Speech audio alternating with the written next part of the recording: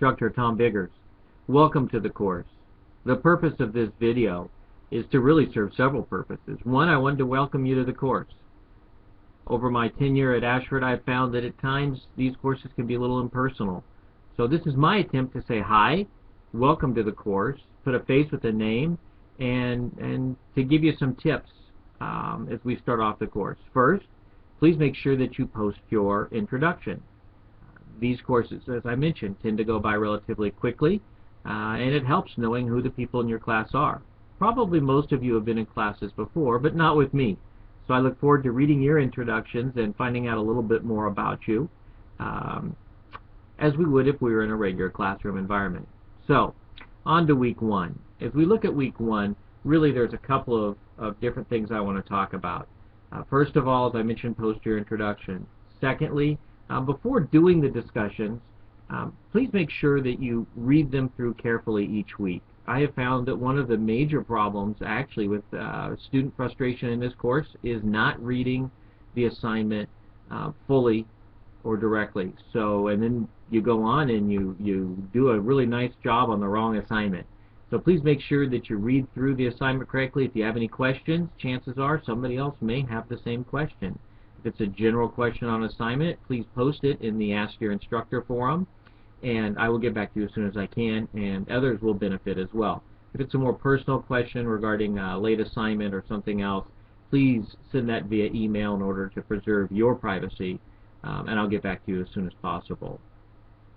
In week one, we have two discussions that are due. Discussions are always due by Thursday. Please make sure that you get your discussion done as quickly as you can, but not before reading the guidance and reflecting on any of the links that may be there for additional resources, and of course reading your textbook. This gives you some background in order to really fully be able to handle the assignment. Most of the discussions require 200 to 250 words. I'm not going to be counting the words, but it's pretty easy to tell that it's off if it's 40 or 50 words.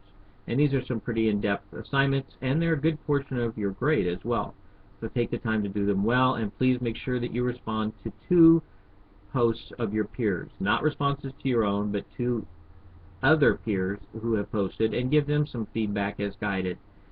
We also have a quiz that's due this week, and there's a written assignment. The written assignment, I believe, calls for a 2 to 3 page paper. That excludes title and reference pages. So it should be 2 to 3 pages of actual written work. Make sure you use APA format. The Ashford Writing Center has some excellent information if you're unclear on how to do an APA assignment.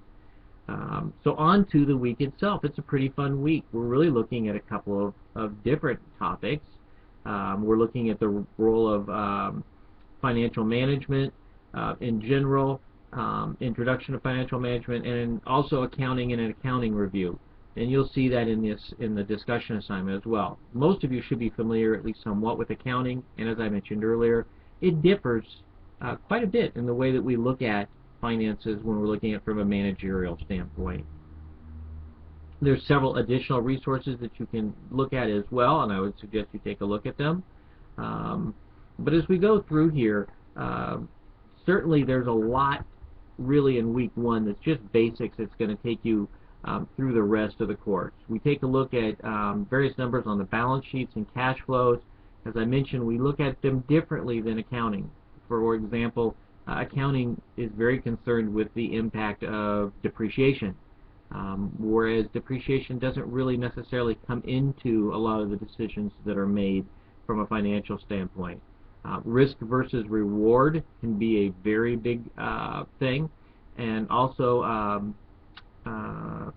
using debt, for example, is something that will come up. I think I give an example in my guidance of the wimpy theory. I'll gladly pay you Tuesday for the price of a hamburger today. And all that's really saying is that future dollars tend to be worth less than dollars in the present value, and that's something that we want to be very clear on.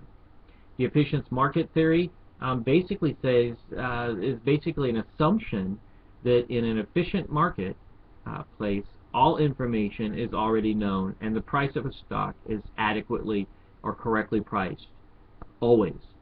We know, however, that's not always the case, and all we have to do is look at the emotional roller coaster of the last few years, the market, both in the down market and in the repeating incline market as well. So we talk a little bit about that. That's it for now. I will be posting more as the assignments become more complex. I strongly recommend that you consider using Excel for any of your calculations, and I will be posting some information about that as well as time goes on. However, I have found that Excel is very intuitive. You can actually click in the help box and tell it what you want to do. For example, if you want to find out the future value of a current sum, you can do that. You can also discount backwards with Excel and say what is the present value of a future sum or future payments, and it'll help you go through that much more efficiently than using a calculator. So I strongly recommend you consider using Excel. There are some great videos on YouTube that tell you how to use Excel if you're having some problems, and I may try to put one or two on myself. That's it. I look forward to a very fun first week. I look forward to meeting all of you and having some great discussions. Please don't hesitate to contact me if you have questions. As you can see, I don't do professional videos, but hopefully they help a little bit. Look forward to meeting each of you. Have a great week.